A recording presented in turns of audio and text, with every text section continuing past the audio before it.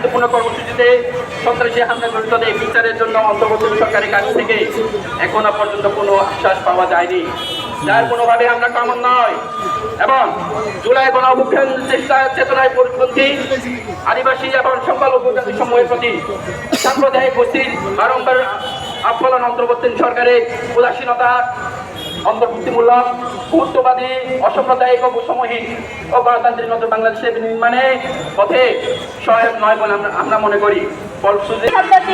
শব্দ সম্মিলিত গ্রাফিতি সেটা বাতিল করা হয়েছিল। সেই বাতিলের জন্য আমাদের আদিবাসী সংক্ষুব্ধ ছাত্র জনতা এনসিটিভি ভবন ঘেরাও করার কর্মসূচি গ্রহণ করে এবং সেই শান্তিপূর্ণ ভাবে ঘেরাও কর্মসূচিতে স্টুডেন্ট ফর সভারেন্টি নামক যে উগ্র সাম্প্রদায়িক যে গোষ্ঠী, সেই গোষ্ঠী আমাদের ভাইদের উপর, বোনেদের উপর নৃশংসভাবে হামলা চালায়। এই হামলা কেন হচ্ছে? এই বাংলাদেশের যে উগ্র জাতীয়তাবাদী, উগ্র যে সাম্প্রদায়িক গোষ্ঠী, তারা কেন আদিবাসী শব্দটার প্রতি এত ভয় থাকে? আজকে আমরা তো আমাদের যৌক্তিক দাবি নিয়ে দাঁড়িয়েছি আমাদের এই রাজপথে, কিন্তু এই রাজপথে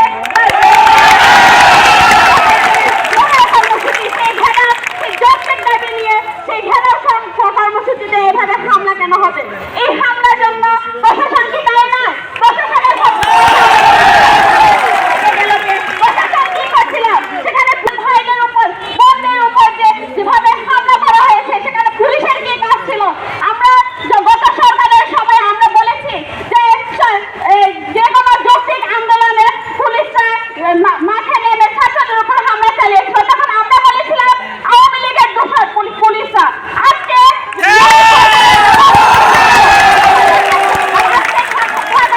কর্মসূচি হয়েছে, সেই কর্মসূচিতেও কিন্তু পুলিশরা আমাদের ছাত্র জনতার উপর বাধা সৃষ্টি করেছে। তাহলে আমরা কি বলবো? আজকে পুলিশরা কি ইউনুসের দোষর?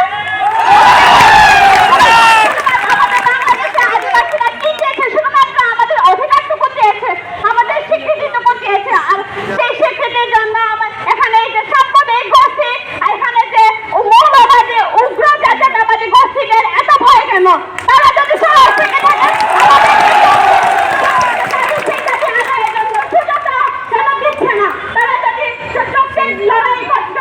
মনে করে, তারা যদি মনে করে যে তাদের দাবিগুলো সঠিক, তাহলে আমাদের দাবির বিরুদ্ধে যাচ্ছে কেন? আমাদের দাবিটা আমাদের যৌক্তিক দাবিকে দাবি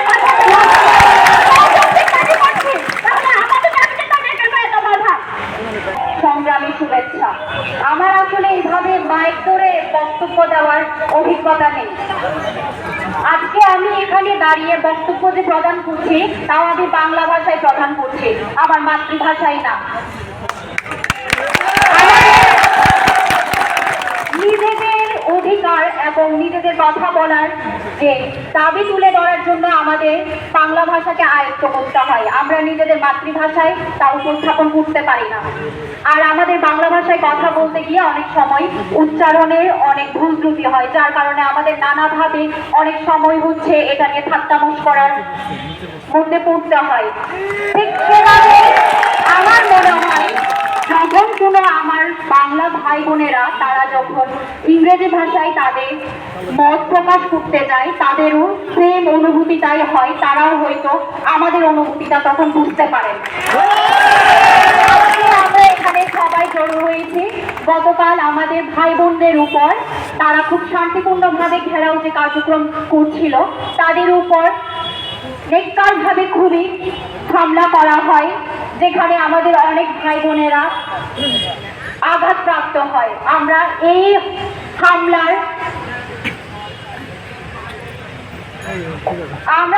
হামলার প্রতি তীব্র নিন্দা জানাই এবং প্রতিবাদ জানাই। আমাদের মানুষ হিসেবে তো নিজেদের কথা বলার অধিকার আছে, দাবি জানানোর অধিকার আছে। দাবি জানাতে গিয়ে আমাদের উপর কেন হামলা হবে? গণতান্ত্রিক দেশে মানুষের কথা বলার অধিকারের জন্য কেন রক্ত ঝরাতে হবে আমাদের? এখানে আমাদের বুঝতে হবে আমাদের সমগ্র বাঙালি জাতি আমাদের শত্রু নয়, আমাদের বিরোধী নয়। আমরা গতকাল সকালেই দেখেছি অনেক বাঙালি ভাই বোনেরাও আমাদের পাশে দাঁড়িয়েছে, তারা আমাদের জন্য তারা কথা বলছেন, লড়াই করছেন। অবশ্যই তাদেরকে আমাদের সঙ্গে নিতে হবে, এই বিষয়টি আমাদের অবশ্যই মাথায় ধারণ করতে হবে যে পুরো বাঙালি জাতি আমাদের শত্রু নয়, শুধু উগ্রতাবাদী বাঙালিরাই আমাদের শত্রু, আমাদের বিরোধী।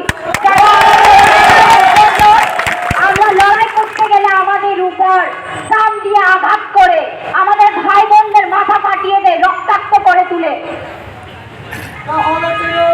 কেন হবে? আর আদিবাসী মানেই যে শুধু আদিকাল থেকে মানুষ বসবাস করছে বলেই তাদের আদিবাসী বলা হয়, তা নয়। আমরা আমাদের আদিবাসীর জন্য আমরা যখন আমাদের কথা বলতে যাই, দাবি তুলতে যাই, আমাদের স্বীকৃতির জন্য যেন আমরা লড়াই করতে যাই, তখন তারা আমাদেরকে বিচ্ছিন্নবাদী সন্ত্রাসী ট্যাগ লাগিয়ে দেয়। আচ্ছা, আমাদের কথা না হয় আপনারা নাই শুনলেন, জাতিসংঘের ঘোষিত যে আদিবাসী নিয়ম নীতি আছে, আদিবাসী যে বলা হয়েছে, আপনারা তাদের না হয় তাদের গুলাই একটু পড়ে দেখেন। আপনারা যাদেরকে গুরু মানেন, তাদের কথা আপনারা বিশ্বাস করেন, তাদের কথাই না হয় আপনারা শুনেন। আমাদের কথা না হয় আমরা কথা বললে, আমরা অধিকারের কথা বললে আপনারা বিচ্ছিন্নতাবাদী ট্যাগ দিয়ে দেন। বিচ্ছিন্নতা আমরা হতে যাচ্ছি না, আপনারা বিচ্ছিন্ন করে দিচ্ছেন। আমাদের এই যে ফেসিস্ট সরকার যে বিতাড়িত করেছি আমরা, ফেসিস্ট সরকারের পর এখন যে গতকাল যে ঘটনাটি ঘটেছে, এটিকে ফেসিবাদী নয়? এখানে শোষক শ্রেণী এবং শোষিত শ্রেণীর উৎপত্তি হয়েছে। আমরা যতদিন এই বেড়াটা ভাঙতে না পারবো, আমাদের